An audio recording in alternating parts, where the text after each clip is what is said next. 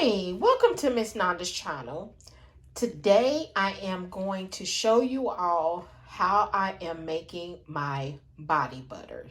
Yes, I actually do body butters and body scrubs and a little bit of more other things. But today I am bringing you of how I'm going to incorporate my body butters. Trying to make it not greasy, trying to make it really nice and smooth and fluffy. This is actually going to be a whipped body butter, okay? So I went ahead and measured everything out, but I want to show you all what I'm going to have in it, and then I will be showing you all the whipping process. I got to do the meltdown process, and I will bring you all along.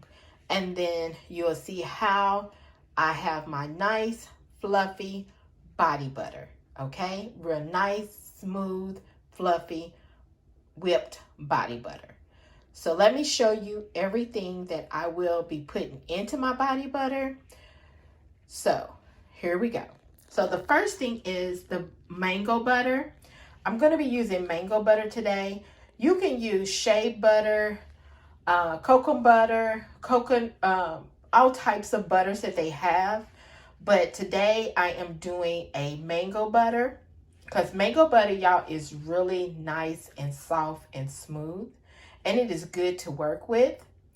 The other butter I am using is the cocoa butter for the other butters. Now, these two butters I do have to actually melt down in a double boiler. So I will be doing that. I have this off to the side, which that is going to be my double boiler.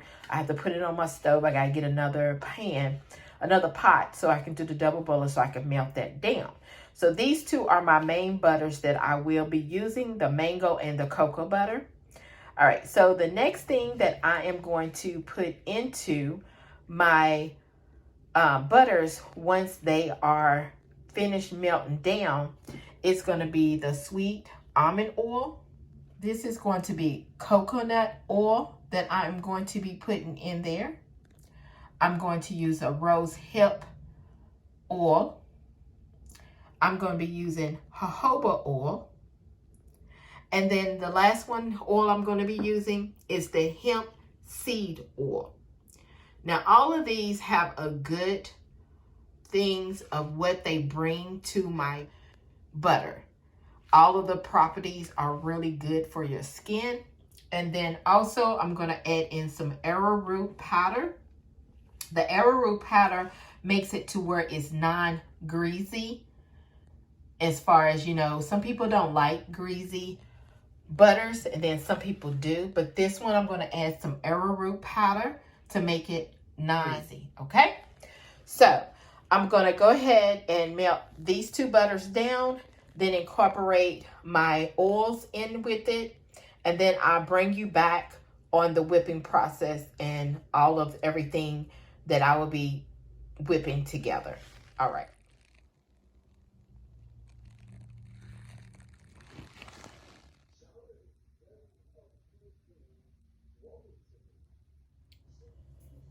All right, so now I have melted my hard butters, and what I'm going to do is add about 4 of my oils in there, and then one of my oils I'm going to add last, and I'll show you when I start whipping it. Then I add the last oil along with the arrowroot. So I'm going to add 4. I'm going to add 4 of my oils into here. Then what I'm going to do is put it into the freezer, let it freeze, and then bring it back out, and then I will let you all know. So I took it out of the freezer, and it did get hard around here, but it's a little soft through here, but that's fine. So what I'm going to do is in my mixer, I'm going to whip this all up, and then I'm going to add the other oil, which is the rose hip oil, and my arrowroot. I'm going to mix that with that. Then also I'm going to mix some vitamin E. And I am going to add a little preservative to this. You really don't have to, but I'm going to, because sometimes, you know, I do have a little, when I get out of the shower, I might have some water or something on my hands. So when I'm putting my butter, you know, my butter on, then when I put my hands in there, it won't, you know, start to get molded, because when you put water with the butters and everything, it can, if it doesn't have a preservative in there, it can start with mold, and you do not want that. So then you might want to just add a little preservative. I'm going to mix this up. I'm going to mix it off of camera. Then also I'm going to bring it back so you can see the in-between process and then the end process when I'm adding everything else in. All right.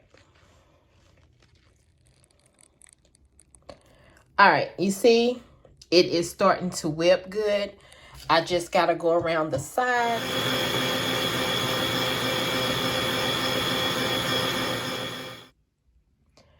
All right, so I did put the last oil in there, and the last oil was rose hip oil, and it turned it this like creamy color.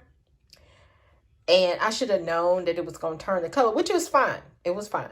So it's not going to be like a white fluffy color, but it's actually like a cream. And I don't know if it's giving that color for you all, but it's like a cream, because the rose hip oil is like a yellow color, orange color, but it's giving like a light yellow color, like a light, like a beige, I guess. But this is the end of it. I had to add a little bit more oil to it. So I added a little bit more coconut oil to it because it got kind of hard real quick. So I had to add a little bit more oil because I did not have enough oil to actually level out the butters between the oil. So I'm getting ready to add the arrowroot, the vitamin E, and the preservative to here, and then mix that all together. Hey y'all, sorry I had to do a voiceover because something happened to when I was actually recording. So here is the end part of the butters. The butter is so fluffy and nice and everything.